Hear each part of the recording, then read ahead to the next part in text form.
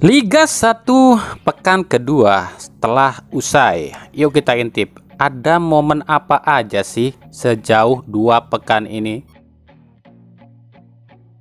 Yang pertama, wasit. Ini adalah hal nomor 1 yang paling menonjol. Bukan lantaran kinerja wasit kita yang jadi lebih bagus, tapi justru lebih buruk.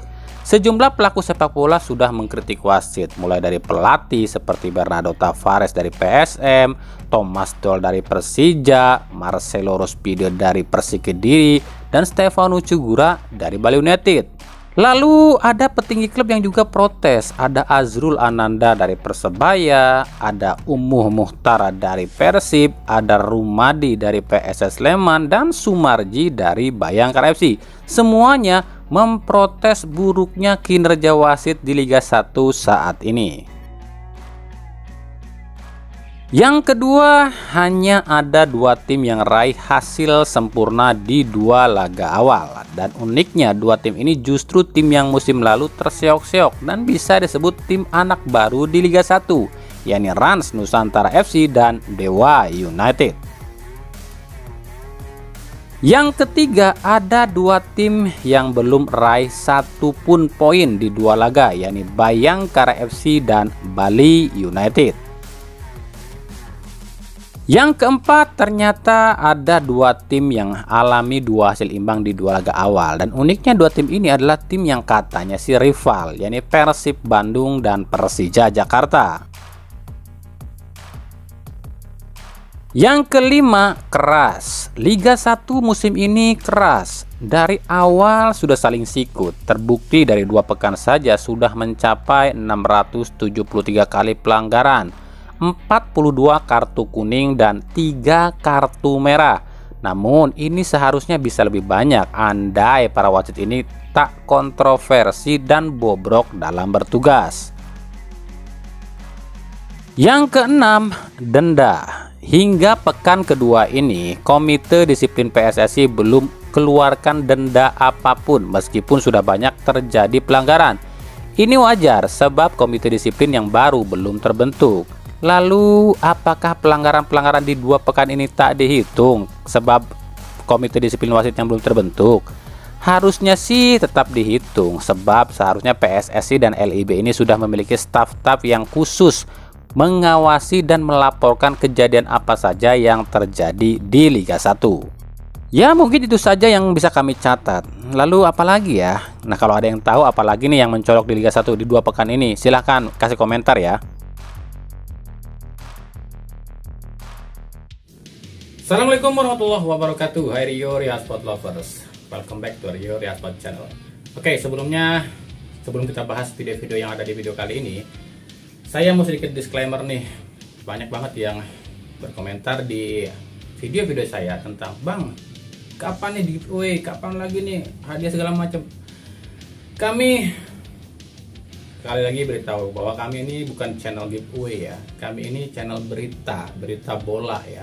Ya mungkin kami sering atau mungkin pernah beberapa kali mengadakan bukan giveaway sih, sebagai apresiasi aja. Jadi ya tergantung dari rezeki yang kami punya. Kalau kami punya rezeki, insya Allah kami akan kembali berbagi. Tapi kami tegaskan di sini kami bukan channel giveaway. Kalau mau cari giveaway terus ya silakan aja kunjungi channel-channel giveaway. Gimana kami mau giveaway? Nah, kalian tahu sendiri lah. Channel ini yang nonton paling juga nggak nyampe puluhan ribu lah. Ya pemasukan kita pun mungkin nggak seberapa dari YouTube. Ya, kami di sini hanyalah untuk memberikan informasi-informasi aja seputar sepak bola ya. Semoga saja bermanfaat. Cuma itu aja sih. Oke. Ya cuma itu intermezzo ya.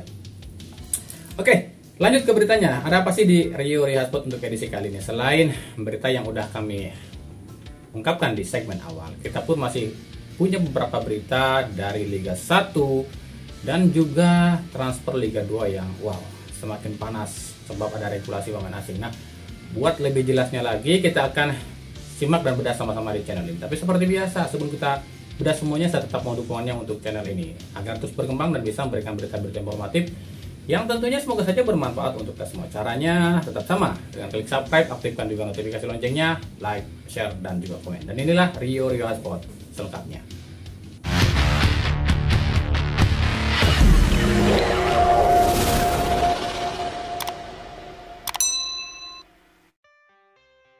Orang Indonesia itu semakin dilarang malah semakin nekat. Sebab di Indomah peraturan itu dibuat-buat dilanggar. Ayo, jangan bilang ini mengada-ngada lo ya. Karena faktanya di Indomah ya emang gitu. Di semua aspek juga begitu ya, termasuk sepak bola. PSSI dan LIB sudah mengeluarkan aturan. Supporter tim tamu dilarang away. Tapi apa hasilnya? Justru semakin dilarang malah semakin nekat, malah semakin kacau. Salah satunya di laga Madura United kontra Persik Kediri. Ada sekelompok supporter Persik Kediri yang datang ke stadion dan ini terlihat jelas di akhir laga saat para pemain Persik Kediri menghampiri para pendukungnya. Lalu benarkah itu supporter Persik Kediri? Dan ini salah siapa ya? Yang pasti jika benar itu supporternya Persik Kediri, maka kemungkinan klub Persik Kediri akan terkena denda 100 juta. Sebab dalam aturan PSSI yang baru, selama peraturan larangan supporter away, ada kedapatan tim tamu dihadiri supporternya dalam jumlah banyak, maka klub tersebut terkena sanksi. Tentu di sini kita nggak bisa menyalahin Panpel ya, sebab Persib saja yang aturan soal tiketnya itu yang paling ketat. Dan minta ampun susahnya masih banyak kok supporter tim lawan yang datang ke Bandung. Apalagi tim Madura United yang notabene menjual tiketnya secara bebas. Nggak mungkin dong kalau orang beli tiket itu terus ditanyain sama yang jualnya, lu orang mana? Nggak mungkin kan? Wong orang mana aja bisa beli tiket kok. Kan otomatis Panpel itu kan cuma jualan. Yang namanya orang jualan itu masa kalau ada yang beli nggak dilayanin sih? Terus apa solusinya? Apakah harus dibagi-bagi tuh jatah tiket? Buat supporter tim tuan rumah seanu jumlahnya, terus buat tim tamu seanu jatahnya. Ya nggak bisa juga. Kan bisa aja jatah tim tuan rumah ini justru dibeli oleh supporter tim tamu. Terus apa? Dikelompokin gitu di stadion. Supporter tim tuan rumah di sektor anu, supporter tim tamu di sektor anu. Nggak bisa juga, sebab bisa aja di kelompok supporter tim tuan rumah pun ada supporter tim tamu yang nyusup, begitupun sebaliknya. Jadi satu-satunya jalan ya sudah, bebaskan saja supporter away, tapi tetap berlakukan hukuman buat supporternya, supporter individunya. Masukkan hukum supporter ini pada hukum pidana. Tangkap individunya, si pelakunya, bukan semua supporternya. Beri sanksi, beri denda, kalau perlu jeblosin ke penjara, itu baru adil. Ini mah kalau supporternya ribut dan bikin rusuh, malah klub yang didenda. Ya repot kalau gini.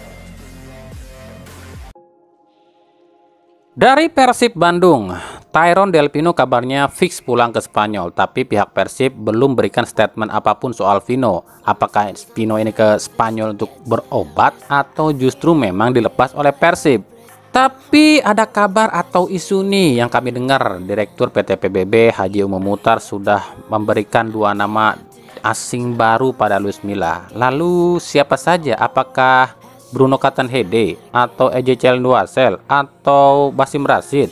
Oke, kami jelaskan ya soal 3 pemain ini, apakah kemungkinan bisa balik ke Persib atau tidak. Maaf ya kalau ini kurang tepat ya. Nah, untuk Katanhede ini memang masih mungkin kembali ke Persib, tapi untuk Ezechiel dan Rashid ini sulit, sangat sulit kembali ke Persib. Ezechiel keluar dari Persib disebabkan ada masalah internal dengan manajemen Persib, hingga akhirnya dipinjamkanlah EJ ini ke Bayangkara. Tapi EJ ini malah memutuskan kontrak secara sepihak dengan pihak Persib. Makanya EJ ini secara tidak langsung, dalam tanda kutip ya, di blacklist oleh Persib.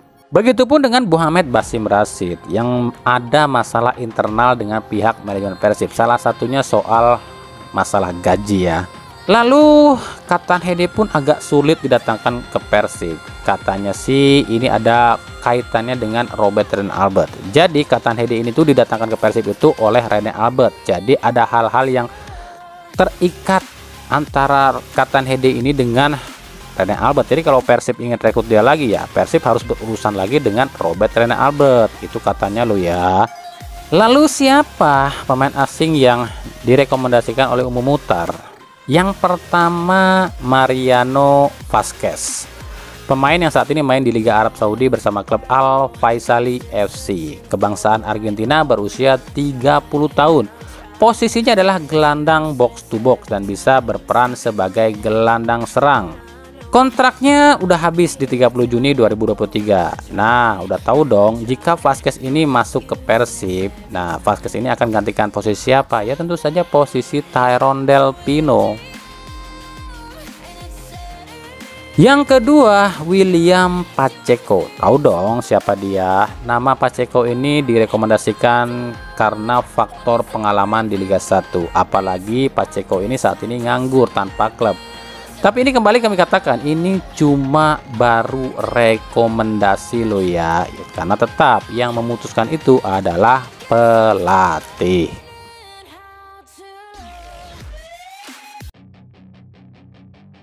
Dari Persija Jakarta, setali 3 uang dengan Persib. Jika Persib dari awal liga udah dikritik oleh Boboto, terutama manajemennya. Sekarang giliran Jackmania juga yang mengkritik manajemen Persija. Bukan tanpa alasan para Jackmania ini mengkritik manajemen Persija. Aksi manajemen Persija yang dianggap lelet rekrut pemain asing membuat permainan Persija jadi turun level. Bahkan tak sedikit Jackmania menuliskan katanya the next level. Kok turun level? Kan kami udah sering bahas Persija ini butuh pemain asing. Sebab dari analisa kami di beberapa laga uji coba Persija udah kelihatan kok yang hidup di Persija itu cuma Ryo Matsumura. Selebihnya ya kesulitan berkembang meskipun sudah ada Simic. Tapi kan kita tahu Simic udah lama nggak main, yang otomatis butuh sentuhan lagi. Dan kami pun sudah sering bahas kerugian klub mendatangkan pemain asing yang mepet. Pemain asing itu beda dengan pemain lokal. Mereka butuh adaptasi cuaca, adaptasi kultur sepak bola dan lain-lain. Beda dengan pemain lokal. Wong pemain lokal aja banyak kok yang kesulitan adaptasi. Manajemen Persija bilang tanggal seanu pemain asing datang, tapi sampai sekarang kagak nongol juga. Alasannya sih kata manajemen Persija kalau diumumin sekarang takutnya disamber tim lain di bandara.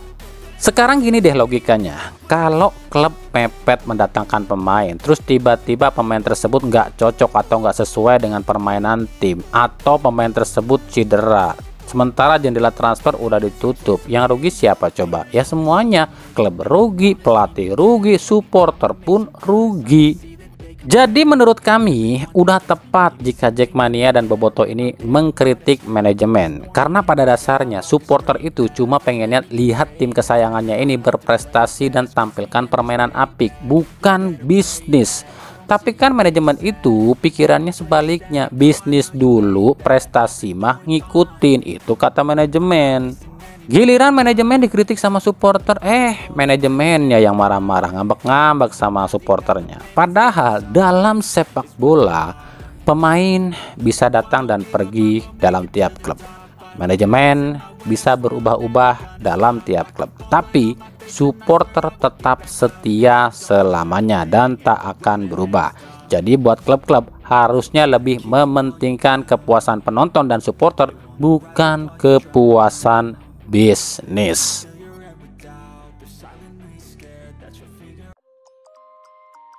Dari Timnas Indonesia Wanita U19 dipastikan lolos ke babak semifinal AFF U19 Championship Women's. Dengan hasil 9 poin saat ini, tim wanita Indonesia ini jadi juara grup A. 3 laga yang dijalani timnas wanita ini cukup memuaskan, menumbangkan Timor Leste dengan skor 7-0, menumbangkan Laos dengan skor 4-1 dan menumbangkan Kamboja dengan skor 5-0. Lalu apa yang membuat timnas wanita kita ini bisa menonjol dari segi permainannya? Yang pertama pelatih timnas wanita kita ini di U19 ini ya saat ini dipegang oleh Rudy Eka Priambodo, pelatih kelahiran Jakarta yang mantan pemain PSMS Medan. Dia ini pelatih yang pernah berguru di Australia dan pernah jadi pelatih di klub Australia. Ia juga sempat merapat ke sejumlah klub Liga Indonesia seperti Mitra Kukar, Bali Devata, PS Tira, Persebaya dan lain-lain. Dan ia pun pernah jadi pelatih di klub Bahrain ini Al Najma. Rudy juga ternyata sebelum melatih timnas wanita kita ini berguru di Jepang, dan saat ini timnas wanita kita ini didukung oleh para teknisi asal Jepang. Jadi wajar jika melihat permainan timnas wanita kita ini justru seperti condong ke Jepang, karena memang Mereka ini berguru atau dilatih oleh para teknisi dari Jepang. Yang kedua adalah top scorer. Top scorer sementara AFF U19 wanita ini dipegang oleh dua pemain Indonesia, ini Claudia Sunemen dan Ayunda Anggraini dengan masing-masing 4 gol. Claudia Sunemen sendiri adalah anak dari Timo Sunemen dan juga saudara dari Brandon Sunemen. Dan Ayunda Anggraini adalah pemain asal Gresik berusia 17 tahun alias kelas 3 SMP. Di semifinal Indonesia kemungkinan akan hadapi Myanmar yang mungkin akan jadi runner up grup B. Kita ke Liga 2. Dari Liga 2 ada FC Bekasi City FC yang umumkan legenda Persija Jakarta Ismet Sofyan. Meskipun masih sebatas teka-teki, tapi jika melihat ada kata-kata hashtag 14 itu jelas itu miliknya Ismet Sofyan. Tapi kami nggak tahu nih, Ismet di Bekasi City FC ini akan jadi pemain atau asisten pelatih. Sebab ya semua juga tahu lah, usia Ismet ini udah kepala 4 cuy. Lalu yang mengejutkan, Bekasi City FC ini ternyata meresmikan King EJ. Ya emang udah bisa kami tebak sih, kan musim lalu EJ udah sempat latihan di klub ini. EJ akan jadi salah satu striker atau slot asing untuk Bekasi City FC musim depan bersama satu orang pemain asing asal Jepang yang saat ini kabarnya sih masih dalam tahap negosiasi. Kemudian ada Malut United yang kabarnya akan mendatangkan pemain asing ex-PSIS Semarang, yakni antara Bruno Silva atau Wallace Costa. Dua pemain ini tengah diseleksi oleh manajemen tim asal Maluku Utara ini. Nah, kira-kira siapa nih yang akan dipilih? Nggak mungkin dua-duanya dong, sebab regulasinya satu asing, satu Asia, alias satu bebas, satu Asia. Oke, mungkin itu saja sedikit pembahasan kita di edisi kali ini ya. Ikuti terus berita seputar bola khususnya Liga Indonesia dan pernak-perniknya hanya di Rio Ria Sport. Terima kasih yang telah menyaksikan, yang memberi atensi dan memberi saran dan kritik semuanya terhadap channel kami. Kami akan selalu berupaya mengembangkan agar channel ini jauh lebih baik dan juga mengupdate berita seputar sepak bola beserta pernak-perniknya setiap hari ya. Oke, sampai jumpa di video-video kami selanjutnya dan salam Rio Ria Sport. Wassalamualaikum warahmatullahi wabarakatuh.